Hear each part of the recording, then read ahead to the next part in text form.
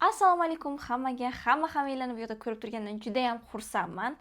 Bir necha oylardan beri men YouTube sahifalarga chiqmay qo'ydim, kanalimda hech qanaqa video qo'ymay qo'ydim, chunki bir necha shu oy davomida shu juda ham ko'p energiyam, ko'proq boshqa narsalarga, hayotimdagi boshqa o'zgarishlarga ketib qoldi va xudo xohlasa bu narsani endi to'g'rilaymiz va bundan keyin har hafta sizlar uchun videolar, darsliklar tayyorlab, sizlar bilan yana ko'rishib turishga harakat qilaman. Bugun esa sizlar uchun ajoyib zo'r bomba dars tayyorlab qo'yganman. Dars emas, ko'proq maslahat deb qabul qilishingizni xohlagan bo'lardim. Chunki bugungi videoda sizlarga mendan eng ko'p so'raladigan savol: qanaqa qilib IELTS 8,5 ball olgansiz degan savolga javob bermoqchiman. Qanaqa javobim oddiyligidan, osonligidan o'zingizlar ham juda ham hayron qolasizlar. Lekin bu IELTS 8, 8,5, 9 oladigan o'qituvchilarni eng oddiy siri va aynan mana shu kichkina hayotiga kirgizadigan odatlar orqali hamma IELTSdan C1 va C1 dan yuqori darajaga chiqib olishi mumkin bo'ladi. Bu sizning ham qo'lingizdan keladi, boshqalarning ham qo'lidan keladi. Agar men qila oladigan bo'lsam, juda ham zo'r xotirasiz, juda ham zo'r nimasiz oddiy odatlarni hayotimga kirgizish orqali aynan sizda ham bu narsa ish berishi kerak. Chunki consistency, ya'ni doimiylik albatta natija ko'rsatadi. Unda juda ham uzoq vaqt gapirib o'tirmasdan darsni o'zini boshlaymiz. IELTSdan 8,5 ball olishimga, 8 dan yuqori ball olish uchun qanaqa odatlarni hayotingizga olib kirishingiz kerak? Birinchi bo'lib olib kirishingiz kerak bo'lgan odat bu language immersion hisoblanadi. Language immersion. Demak, language immersion bu nima? Bu tilga sho'ng'ib ketish hisoblanadi. Juda ham ko'p olimlar, ingliz tili bo'ladimi, boshqa til bo'ladimi, umuman tilni o'rganadigan olimlar shu narsani aniqlashganki, shu ingliz tiliga bo'ladimi, boshqa tilmi, shu chet tiliga, environmentiga tushib qolgan odam o'sha environmentda, masalan, pre-intermediate bo'lsa ham, elementary bo'lsa ham, yuqori natijaga chiqib olishi oson bo'ladi. Bu nima uchun? Chunki siz majbur bo'lasiz o'sha tilni o'rganishga, o'sha tilni doimiy ravishda o'sha tilga exposure bo'lganidan keyin, ya'ni o'sha tilga qayta siz ko'rganingizdan keyin ko'zingiz ham, miyangiz ham, tilingiz ham o'sha narsaga moslashib qoladi. Quloqingiz ham o'sha narsani eshitishga moslashib qoladi va natijada yuqori natijaga chiqishingiz osonroq bo'ladi. Language immersion ham xuddi shunaqa narsa. Tilga sho'ng'ish hisoblanadi. Tilga sho'ng'ish deganda qanaqa? Tilni suv havzasi deb bilib o'shanga sho'ng'ish kerak emas. Siz atrofingizdagi bor bo'lgan hamma narsani ingliz tili bilan bog'lashga harakat qilishingiz kerak bo'ladi. Birinchi qilishingiz mumkin bo'lgan eng oddiy odat bu telefoningizdagi nastroykani ingliz tiliga aylantirib qo'yish. Masalan, o'zbek tilida bo'lsa yoki rus tilida bo'lsa, uni ingliz tiliga to'g'rilab qo'yasiz va o'sha miyangiz birinchi bo'lib, masalan, ertalab turganingizda birinchi bo'lib qaraydigan narsangiz nima? Albatta bu telefon yoki o'chiradigan narsangiz budilnik. Birinchi bo'lib ko'radigan narsasi bu inglizcha so'z bo'ladi. Va miya o'zi tushunadi, men ingliz tilidagi environmentga moslashishim kerak ekan deb inglizcha fikrlashni boshlashga harakat qiladi. Bu faqatgina telefondagi nastroykani o'zgartirish bilan to'xtab qolish kerak emas. Siz eshitadigan podkastlaringizni, eshitadigan qo'shiqlaringizni, ko'radigan kinolaringizni, o'qiydigan kitoblaringizni va hattoki, masalan, siz tarixni o'qiysizmi, matematika o'qiysizmi, biologiya o'qiysizmi, ularni ham ingliz tilida o'rganishga harakat qilishingiz kerak bo'ladi. Bu berayotgan maslahatlarim siz уже intermediate B1 darajaga chiqqan bo'lsangiz, C1 ga, C2 ga chiqishingiz uchun yordam beradigan maslahatlar. 0 dan boshlab qilishingiz mumkin bo'lgan narsa bu, masalan, eng oddiy o'zingiz darajangizdagi kitoblarni o'qish yoki masalan o'zingiz darajangizdagi podkastlar bor. YouTube'da ham, Spotify'da ham, bularni meni Telegram kanalimda topishingiz mumkin. Shulardan ham siz bemalol ingliz tilidagi environmentga moslashib olishingiz mumkin. Masalan, eng oddiy elementary darajadagi podkast bor yoki elementary darajadagi adapted box. Bular haqida yana video davomida men tushuntirib ketaman. Bu language immersion birinchi bo'lib qilishingiz kerak bo'lgan narsa hisoblanar ekan. Language immersion tilda, ko'zda, quloqda va atrofingizdagi hamma narsa, ya'ni thinking ham даже language shu ingliz tilida bo'lishi kerak. Thinking. Bu qanaqa bo'lishi mumkin? Masalan, siz qanaqadir bo'sh xonada o'tiribsiz yoki masalan bo'sh xona emas, umumiy o'tiradigan oddiy xonangizda o'tiribsiz va shu narsalarni atrofingizdagi har bitta predmetni inglizchada tasvirlab chiqishingiz mumkin. Bu sizda inglizcha fikrlashni rivojlantiradi. Yoki bo'lmasam qanaqadir kim bilandir urushgansiz, g'iybat qilmoqchisiz. o'sha g'iybatingizni o'zingiz bilan o'zingiz, masalan, qizlar buni tushunadi, kim bilandir urushib qolsa, mana shu yerda shu narsani aytmabman deb esiz deb aytishadi. Masalan, kim bilandir urushib qolishsa, mana shu narsani ham даже ingliz tilida aytishingiz mumkin bo'ladi. Agar siz intermediate darajada bo'lsangiz, agar elementary darajada bo'lsangiz, lekin fikrlashni xohlaysiz. Eng oddiy, masalan, bir stakan suv. Mana shu narsani ingliz tilida fikrlashga, tasvirlashga, masalan, this is a glass of water. There is water in it. It's not full, it's half, but it's pretty cold. I like water. Xuddi shunaqa eng oddiy gaplardan boshlab siz ingliz tilida fikrlashni boshlashingiz kerak bo'ladi. Eng oddiy gapdan hamma narsa boshlanadi. Tushuning, masalan, C2 darajaga chiqadigan oldin ham eng oddiy shu apple degan so'zni o'rganishdan boshlagan. Alright, demak language immersion haqida gapirdik. Language immersionning foydalari. Birinchidan, sizda miya ingliz tilida fikrlashga moslashadi. Bu degani, siz masalan eshitayotgan narsangizni inglizcha eshityapman degan narsani inglizcha eshityapman ekan, to'xta, men shunga fokusni boshqacha qaratishim kerak ekan deb o'tirmaydi. То есть avtomatik ravishda, masalan, men o'zbek tilida gapiryapman, siz ingliz tilida o'zbek tilida qanaqa eshityapsiz, miyangiz qanaqadir qiynalmayapti, qanaqadir ortiqcha muskullar ishlatmayapti. Oddiy, masalan, 2 kilolik toshni ko'targaningizda qanaqa og'irlik bo'ladi, 20 kilolik tosh ko'targaningizda qanaqa og'irlik bo'ladi. Agar masalan o'zbek tilida gapirayotganim siz uchun 2 kilolik tosh bo'ladigan bo'lsa, ingliz tilida gapirishim 20 kilolik tosh bo'lishi mumkin. Siz agar language immersion, ya'ni tilga sho'ng'igan bo'lsangiz va doimiy ingliz tilida fikrlashga, eshitishga, o'qishga agar o'rganib qolgan bo'lsangiz, mana shu 20 kilolik tosh ham 2 kilolik toshdek tuyulishi mumkin. Endi davom etamiz. Birinchi bo'lib, language immersion qilishingiz uchun nima qilishingiz kerak? Listen actively. Listen actively bu nima degani? Men masalan ingliz tilidan tashqari, masalan koreys tilida ham eng yuqori ball olganman TOEIC imtihonidan 6-daraja. Bu juda ham qisqa vaqt ichida va mana shu narsaga erishishim uchun menga yordam bergan eng katta narsa bu active listening hisoblanadi. Active listening bu nima? Siz eshitayotgan qo'shig'ingiznimi, podkastingiznimi, kinoingizni farqi yo'q. Mana shu narsani shunchaki eshitishingiz kerak emas. Eshitayotganingizda birinchi bo'lib qarashingiz kerak bo'lgan narsa, masalan, teksti bilan qarashingiz yoki bo'lmasam shunchaki eshitib turib, undagi savollarni yoki undagi chiqqan sizga yangi so'zlarni yodlab turib, keyingi safar o'sha narsani eshitayotganingizda o'sha so'zga e'tibor berib, o'sha frazaga e'tibor berib eshitishingiz kerak bo'ladi. Bu sizda active listening rivojlantiradi. Bu nima degani? Siz shunchaki eshitmayapsiz. Siz eshitayotgan narsangizni tahlil qilyapsiz, analiz qilyapsiz, yangi so'zlar chiqayotgan bo'lsa uni yodlayapsiz. Keyingi safar eshitayotganingizda o'sha narsaga, yangi so'zga qanaqadir e'tibor, fokus qaratyapsiz. Bu sizda listen, process, react mana shu siklni qisqartirib beradi. Bu sikl qanchalik qisqa bo'lsa, listeningdan yuqori ball olishingiz shunchalik oson bo'ladi. То есть siz listeningdan 7 dan yuqori ball ola olmaysiz agar mana shu sikl 2 sekunddan kam bo'lmasa. 2 sekunddan kam bo'lmasa. Bu nima degani? Tasavvur qiling, siz IELTS examen holatidasiz. Sizda exam savollari qo'lingizda bor, naushnikdan eshityapsiz va eshitayotgan narsangizda masalan Jo bilan Jane qayergadir muzqaymoq yeyishga bordi, nimadirlar bo'ldi deb gapirib ketyapti. Sizga o'shalarning muzqaymoq yeyishga borgani haqidagi suhbat haqida savollar bo'lyapti. Sizda vaqt yo'q. Savolni o'qiyapsiz, javobini eshityapsiz. Eshitgan narsangiz ko'pincha paraphrase bo'ladi. To есть boshqa so'zlar bilan, sinonimlar bilan sizga tushuntirib berayotgan bo'ladi. To'g'ridan to'g'ri shu so'zni o'zi bilan bermaydi hech qachon.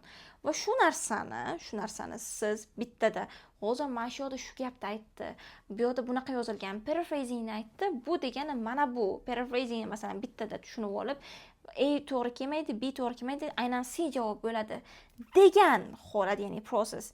Eshitganingizdan keyin uni process qilib, to есть tushunib, oldin eshityapsiz. Jane bilan John qayergadir muzqaymoq yegani borgan haqidagi nimani hikoyani process qilyapsiz. Jane aytayapti, ketdik Dolce Vitaga, yo'q aytayapti Jane, undan ko'ra Dolce Fredoga boramiz deyapti. Va mana shu narsa Giottoga boramiz deyapti. Mana shu narsa ikkalasi masalan U-turn qilayotgan bo'lishi mumkin. Ketdik Giottoga boramiz deganda, yo'q, Giottoda odam ko'p bo'ladi, davay undan ko'ra Dolce Italiaga boramiz deb. Da sizda qanaqadir U-turnlar bo'lyapti. Ular Giottoga bormadi, ular Dolce Italiaga borishga qaror qilishdi degan narsa narsa bu proses hisoblanadi, ya'ni analiz qilyapsiz va reaksiya bildirasiz. Masalan, Jane bilan Jo qayerga muzqaymoq yegani bordi. A variantasida Giotto turibdi, B variantda Bon turibdi, C variantda esa Dolce Italia masalan. Va sizda uchalasini ham aytyapti. Mana shu holat, ya'ni siz eshityapsiz, aynan qayerga borishni tanlaganini oxirigacha tushunyapsiz va tushunganingizdan keyin shu savol varaqasidan turib, qarab turib javobini olyapsiz. Ya'ni bittada ham eshitish, ham uni tushunish, ham o'qiyotgan narsangizni tushunish va ikkalasini o'rtasidagi o'xshashlikni topib, unga javob qaytarish. Mana shu proses qanchalik qisqa bo'lsa, savollarga javob topishingiz, listeningdan yuqori ball olishingiz shunchalik oson bo'ladi. Alright guys. Demak, shunchalik oson bo'lar ekan.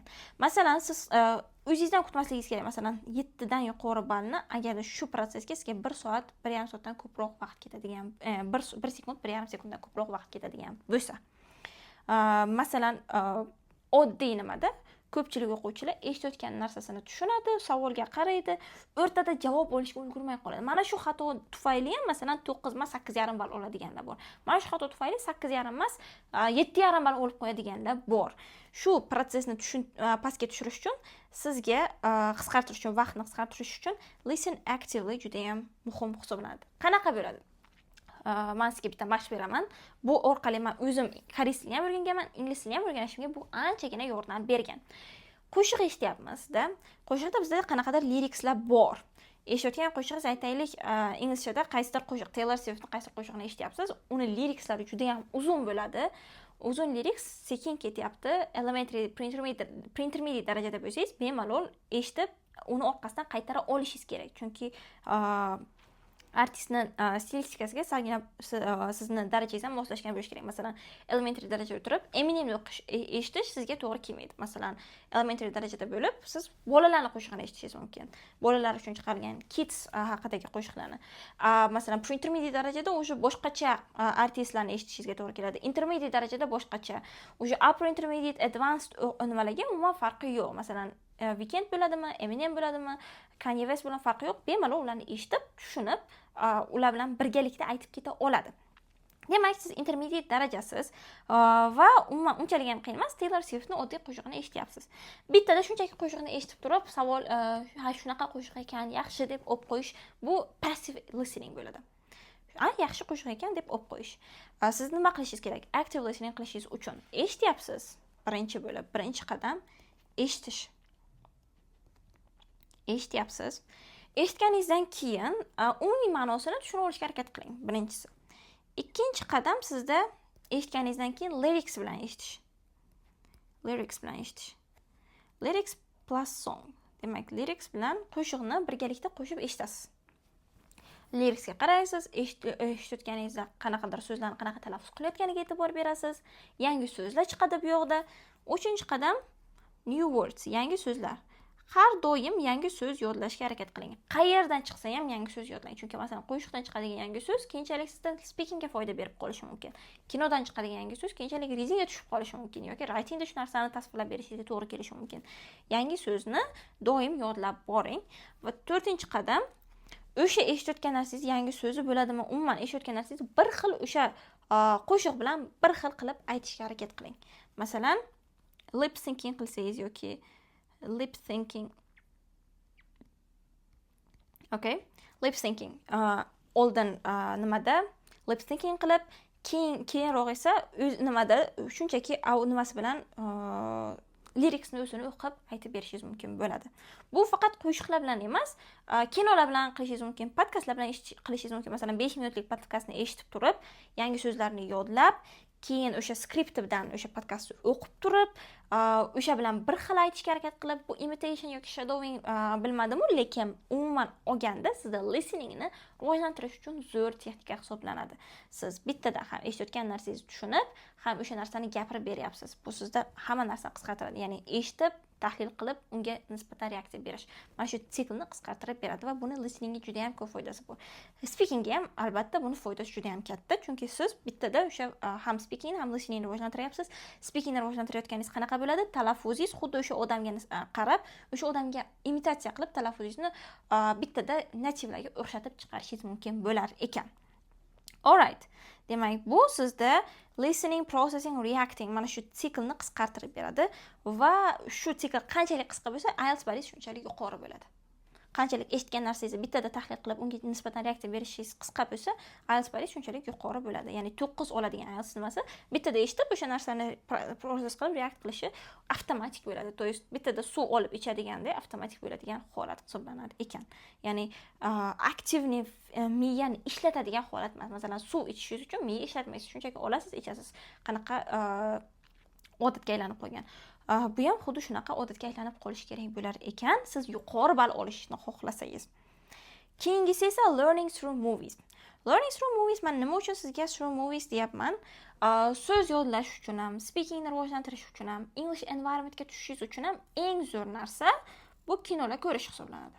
Kinolarni qanchalik ko'p ko'rsangiz, qanchalik ko'p o'zingizga levelingizga mos bo'lgan kino ko'rsangiz, uni tushunsangiz, uni masalan hazillariga tushunib unga kulsangiz, shunchalik sizda ingliz tilida fikrlash yaxshiroq bo'lar ekan.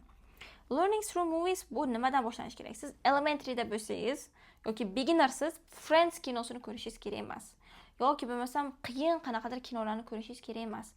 Masalan, Interstellarga o'xshagan. Elementary siz o'z atiga yoki bo'lmasam beginnersiz. Interstellarda scientific qanaqadir terminlar gapirayotgan bo'lishi mumkin. Bu narsa sizga to'g'ri kelmaydi. Elementary leveldan to masalan upper intermediate yoki advanced levelgacha o'ziga mos bo'lgan kinolar bor. Masalan, elementary level uchun extra yoki bo'lmasam Oxfordning o'zini chiqaradigan kinolari.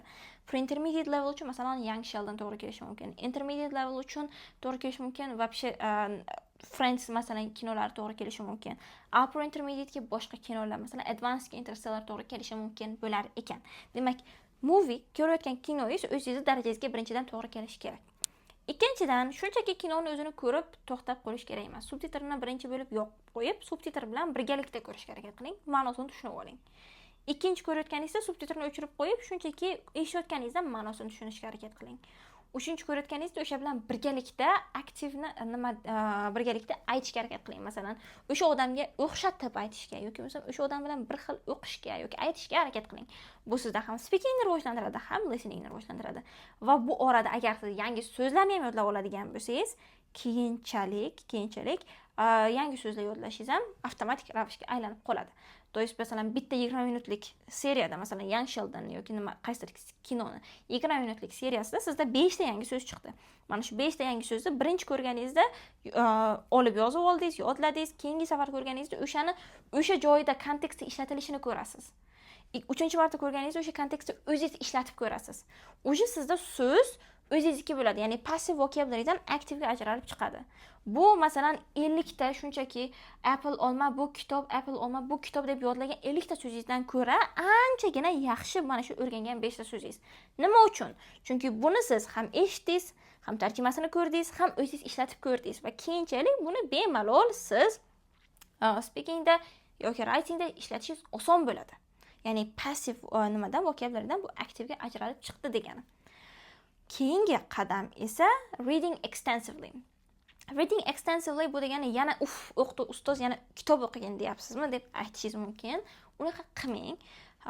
Birinchi navbatda o'zingizga qiziq bo'lgan mavzuni tanlang.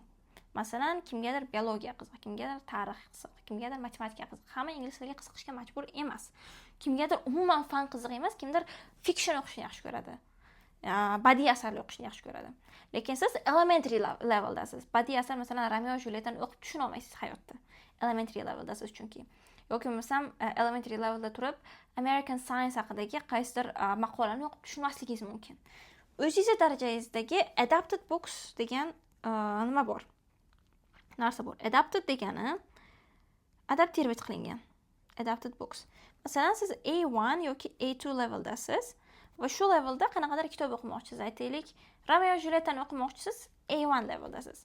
Sizga o'sha Romeo va Julietani umumiy ma'nosini A1 ga moslashtirib, ya'ni beginnerga yoki elementaryga moslashtirib berilgan versiyalari bor. Internetda bunaqa kitoblar tiqilib yotibdi. O'zingiz xohlagan, o'zingiz yaxshi ko'rgan, kinosini ko'rgan kitoblaringizni ham bemalol o'zingizning levelingizga moslashtirganini topib o'qib chiqishingiz mumkin. Nima uchun men sizga badiiy asarni o'zini o'qimang deyapman? Chunki badiiy asarni o'zini masalan siz A2 levelda o'tirib, aytaylik Romeo Julietta emas, osonroq, oddiyroq kitob. Aytaylik qaysidir amerikalik Stephen Kingni Ono degan kinosini kitobi bor. Mana shu kitobni siz o'qimoqchi bo'ladigan bo'lsangiz, elementary levelda turib,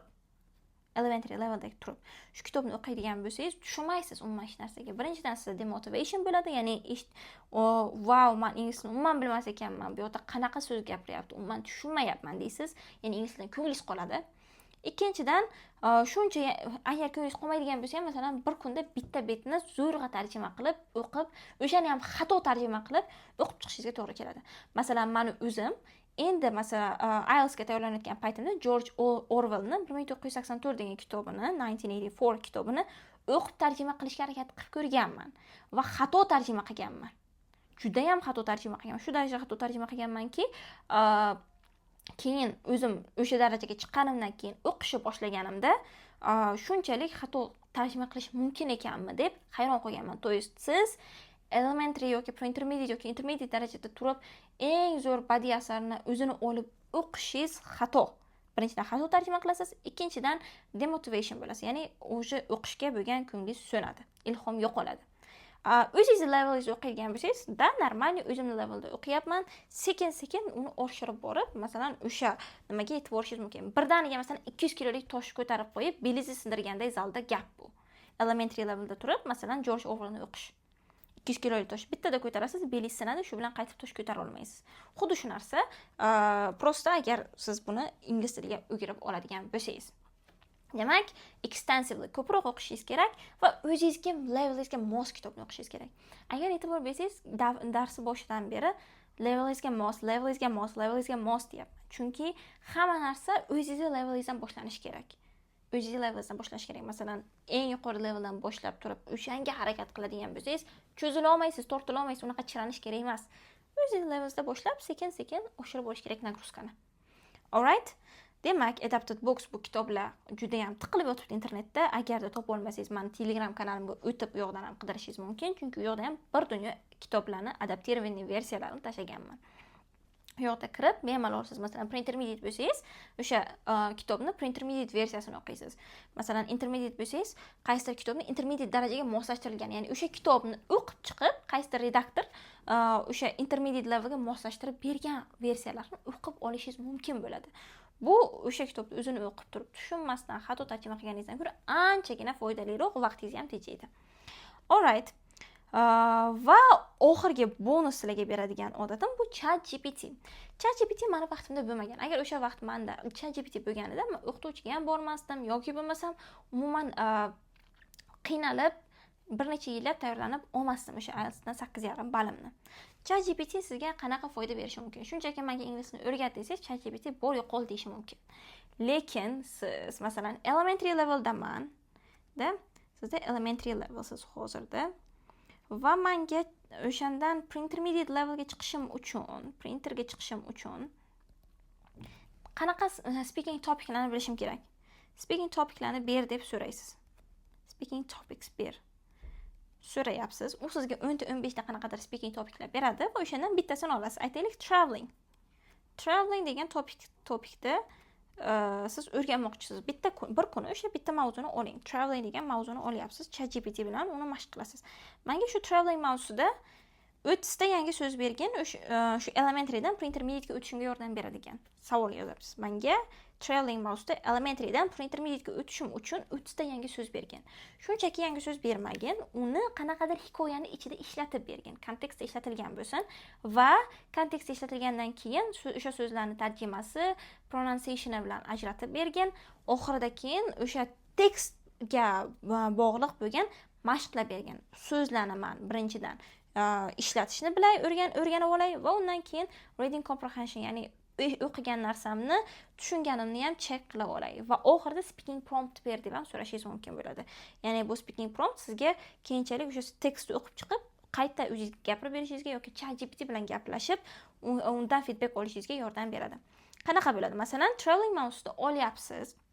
Traveling mavzusida birinchi bo'lib menga 30 ta yangi so'zni storyni ichida ishlatilgan holatida beryapti u sizga, qanaqadir hikoya beradi. O'sha bergan hikoyadan yaxshi, endi menga shu hikoyani ichida ishlatilgan so'zlarni pronunciation va tarjimasi bilan ber. Bizga tablitsa qilib beradi. Inglizcha, o'zbekcha tarjima nimasi bilan, talaffuzi bilan. Va bundan keyin endi shu so'zlarni ishlatilishini o'rganib olishim uchun mashqlab ber deb so'rashingiz mumkin. Masalan, give me exercises to help me learn them. O'rganishim uchun exercise ham qilib ber. Undan keyin so'rayapsiz. U sizga qanaqadir 5-6 ta exercise qilib beradi, shu 3 ta so'zdan chiqib. Va oxirida masalan, give me speaking prompts deb savol berishingiz mumkin. Masalan, give me speaking prompts. Prompt bu degani savollar, qanaqadir mana shu holatda sen nima qilgan bo'larding degan savollar bo'lishi mumkin. Prompts to practice my speaking. Men speakingimni praktika qilishim uchun speaking promptlar bergan. On this topic. Shu topikga. Demak, u sizga birdaniga traveling mavzusida speaking promptlar ham beryapti. Va o'sha speaking promptlarga qarab turib savolga javob berasiz. Oxirida masalan, agar audiolik versiyasi bo'lsa, birdaniga o'sha diktafoniga yozib turib javob berishingiz mumkin. O'sha joyda o'zida sizga speakingdan mashqlarni feedback berib ketadi. To есть siz mana shu joyda ana shunaqa xato qildingiz, bu yerda present simple ishlatingiz, attack present continuous ishlatishingiz kerak edi degan feedback berib ketadi va shu feedbackda qarab turib siz keyingi safar shu xatolarni qilmaslikka harakat qilishingiz kerak bo'ladi. Bu eng oddiy, masalan, ChatGPT dan foydalanib ingliz tilini o'rganishingiz uchun sxema. Demak, birinchi bo'lib mavzu tanlaysiz, levelingizdan keyingi levelga o'tishingiz uchun nechta mavzu bilishingiz kerak, buni olasiz, mavzu tanlaysiz, mavzu tanlaganingizdan keyin unga tekst olasiz, savollarni, so'zlarni yodlab olasiz, yodlaganingizdan keyin mashqlab bajarasiz, mashqlab bajarganingizdan keyin o'sha so'zlar bilan birgalikda praktika qilishingiz uchun promptlar ham olar ekansiz. Bu sizga aniq ingliz tilini, speakingingizni rivojlantirishingiz uchun yordam beradigan roadmap. Umid qilamanki, siz shu yergacha bu videoni ko'rdingiz va agar siz shu joygacha shu videoni ko'rgan bo'lsangiz, demak sizga ingliz tilini o'rganish juda ham qiziq va ingliz tilini juda ham xohlaysiz o'rganishni. Va mendan har doim ko'pincha so'rashadi, Telegramlarda yozib, nimalar qilib, sizda onlayn kurslar bormi, offlayn qayerda ishlaysiz? Men hozir offlayn faoliyat olib bormayapman hech qayerda, faqat onlayn dars beryapman va meni onlayn kursimga qo'shilish imkoniyatini aynan hozir shu joygacha ko'rganingiz uchun mendagi videoni sizga shunaqa imkoniyat bermoqchiman. Yaqinda ochilgan English Matrix kursim birinchi potogi o'sha bizada ketyapti. Unda 600 tadan ko'proq odam bizda yozilmoqchi edi. Mana shu 600 tadan ko'proq yozilmoqchi bo'lgan odamlar men atigi 60 tasinigina ola oldim, chunki ularga kurator topish kerak, ular bilan kurator ishlash kerak, men ishlashim kerak. Hammaga ham menda energiya yetmasligi mumkin edi. Endi hozir shu English Matrix kursini ikkinchi pokoleniyasi, ikkinchi generationiga qo'shilish imkoniyatini sizlarga bermoqchiman. Aynan hozirgacha shu videoni ko'rganingiz uchun. Bu sizga birinchidan 100% qilishingiz mumkin bo'lgan oplatadan 40% skidka bo'ladi sizda. 60% sizda skidka bilan bu kursda siz o'qib ingliz tilini o'rganishingiz mumkin. Bu 3 oylik kurs. Sizda masalan elementary levelda bo'lsangiz, A2 leveldan B1 yoki ko'proq ishlasangiz B2 levelgacha chiqishingizga yordam beradi elementarydan. Agar siz B1 bo'ladigan bo'lsangiz, ya'ni shu B1 gacha o'rgangan bo'lsangiz ingliz tilini va B1 levelman lekin qatnashmoqchiman desangiz, bemalol qo'shilishingiz mumkin, chunki sizga C1 ga harakat qilish siz bilan C1 ga harakat qiladigan gruppaga qo'shiladi. Demak, bizda gruppalar har xil levellarga ajratilgan, ularga beriladigan darslar ham har xil levelga ajratilgan. Bu kurs bir necha oyda bir marta bo'ladigan kurs. Hozirgi masalan berilayotgan bu ikkinchi pokoleniya 3 oy davom etadi va men keyingi kursimni 3 oy yoki 6 oydan keyin ochaman. Demak, sizda hozir imkoniyat bor. 3 oy davomida ingliz tilini masalan A2 leveldan o'rganib, boshlab B1 yoki B2 levelgacha chiqarish. Shunaqa imkoniyat sizga bermoqchiman va bu imkoniyatdan foydalanib siz keyinchalik ingliz tilini o'rganganingizdan keyin masalan IELTS olib, TOEFL olib, boshqa nimalarga, rejalaringizga, boshqa hayotingizdagi muhim planlaringizga vaqt ajratishingiz mumkin bo'lar ekan. Demak, sizda A2 level bo'ladigan bo'lsa, B1 yoki B2 ga, B1 level bo'ladigan bo'lsa, C1 ga chiqish imkoniyati bor. Va bu hammasi sizda atigi 3 oy ichida. 3 oy bu sizga haftasiga 3 kun ishlatiladigan, dars o'tiladigan qanaqadir o'quv markazini sistemasi emas. Har kuni dars o'tiladi. Haftasiga 6 kun dars o'tiladi. 3 kun kurator bilan, 3 kun men bilan video dars orqali. Siz men tushuntirgan narsalarni ko'rib, undan chiqqan mashqlarni bajarib, savollaringiz bo'lsa kuratoringizdan bemalol so'rab 24 ga 7 kuratoringiz sizga o'sha mavzuni tushuntirib berishadi. Tushuntirib berishganidan keyin siz keyingi mavzuga o'tib, kuratoringiz bilan o'sha mavzuda speaking qilasiz, reading, listening qilasiz, writing qilasiz. Demak, hamma nimada skillda ishlatiladi. Ya'ni vocabulary o'sha dars o'zida, video darsi oxirida sizga vocabulary beriladi. Video darsida grammatika tushuntirib beriladi. Agar elementary bo'ladigan bo'lsangiz, grammatika tushuntirib berilgandan keyin undan mashq qilib beriladi. Ya'ni ChatGPT qiladigan ishni siz umumiy o'qituvchini o'zi bilan qilasiz. O'qituvchini o'zi bilan qilasiz. To есть sizga doimiy kontakt, nazorat bo'ladi. O'qituvchi sizga nimaga vazifangni qilmading deb so'raydi. O'qituvchi sizdan nimaga darsga kirmading deb so'raydi. Kurator sizning savollaringizga javob beradi. Siz savollaringiz bo'ladigan bo'lsa javob berib, уже masalan dushanba kuni sizda present simple mavzusi bo'ldi. Present simple ertalabdan video dars ko'ryapsiz, mashqlarni bajaryapsiz, so'zlarni yodlayapsiz, qayerdadir savol bo'lyapti. Dushanba kuni o'zida kuratorga yozib, masalan javobingizni olishingiz mumkin. Present simple bilan bog'liq bo'lgan savollaringizga hammasiga dushanba kuni javob olasiz.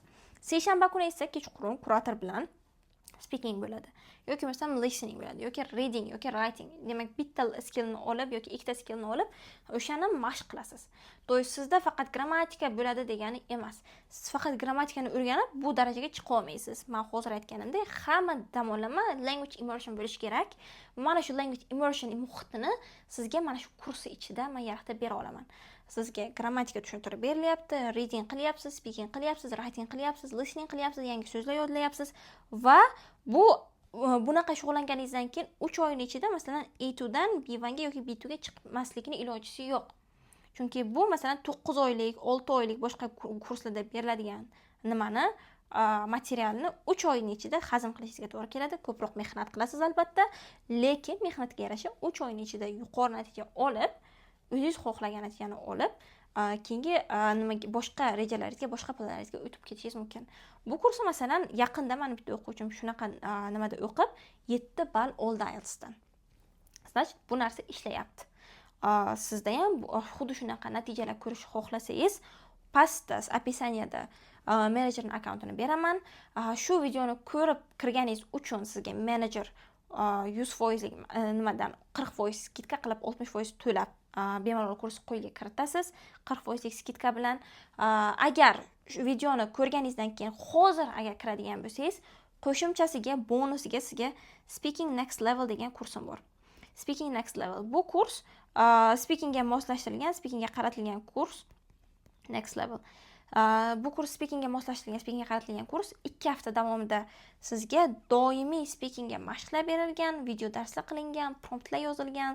Siz qanaqa qilib yangi yodlangan so'zlaringizni speakingda gapirishingiz mumkin, qanaqa qilib part 1, part 2 savoliga javob berishingiz mumkin, qanaqa qilib part 3 savoliga zo'r javob berishingiz mumkin, speakingni uyda rivojlantirishingiz uchun qanaqa mashq qilishingiz kerak, qanaqa qilib masalan hayajonlanishdan yo'qotishingiz mumkin.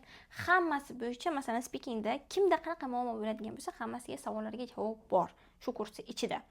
Bu sizga shunchaki sovg'a. Bu shunchaki sovg'a. Umumiy kursi ichida kiradigan narsa emas. Agar hozir shu joygacha agar videoni ko'rib ko'rib chiqqaningizdan keyin hozir o'zida agar menejerga yozib, "Men to'lov qilib kursga oldindan yozilmoqchiman" desangiz, sizga birinchidan 40% chegirma va ikkinchidan Speaking Next Level kursim sovg'a qilib berilar ekan. Gapni cho'zib vaqtingizni olib o'tirish niyatim yo'q. Hoziroq pastdagi opisaniyadagi linkni bosib, bemalol menejerimga yozib, kursni 40% chegirmada va qo'shimcha sovg'alari bilan olishingiz mumkin bo'ladi. Shu kurs sizga 3 oylik kurs sizga IELTS olishingiz uchun yetarli bo'ladi. Chunki kurs ichida foundation darslar bor. Siz noldan boshlaydigan bo'lsangiz, foundation darslar degani noldan masalan beginner o'quvchilar noldan shu ABC dan boshlab raqamlar bo'ladimi, undan keyin o'zini tanishtirish bilan bular hammasi kiritilgan. Undan keyin bizada bor umumiy asosiy darslar va oxirida qo'shimchasiga bonusiga graduation darslar ham bor. Bu sizni IELTSga tayyorlab beradigan darsliklar hisoblanadi. Agar siz B1 yoki B2 dan boshlab o'rganayotgan bo'lsangiz, o'sha sizda bu narsalar beriladi. IELTS darslar qo'shimcha beriladi, o'tiladi. IELTS uchun darsliklar bo'ladi. Kurator bilan ham IELTSda shug'ullanasiz va qo'shimchasiga yana graduation darslar bo'ladi. Bu shunchaki kurs emas. Men bilan mentorship qilib, mendan maslahat olib, hayotingizda keyinchalik masalan chetga o'qishga ketmoqchimisiz? Unga maslahat olish imkoniyatini sizga shu kurs orqali beraman yoki bo'lmasam boshqa o'zingizni rivojlantirishingiz uchun mendan qanaqa maslahat olishingiz mumkin bo'lsa, hammasi shu kursning ichida sizga sovg'a qilib beriladi. Menimcha, buni boshqacha yana reklama qilishni, boshqacha aytib berishni umuman hojati yo'q. Hozirgacha ko'rgan bo'lsangiz, o'sha bu kursning qanchalik sizga foydali ekanligini, kerakli ekanligini tushunib oldingiz degan umiddaman. Hammangizlarni keyingi videolarimda kutaman. Kursimda ko'rishguncha xayr.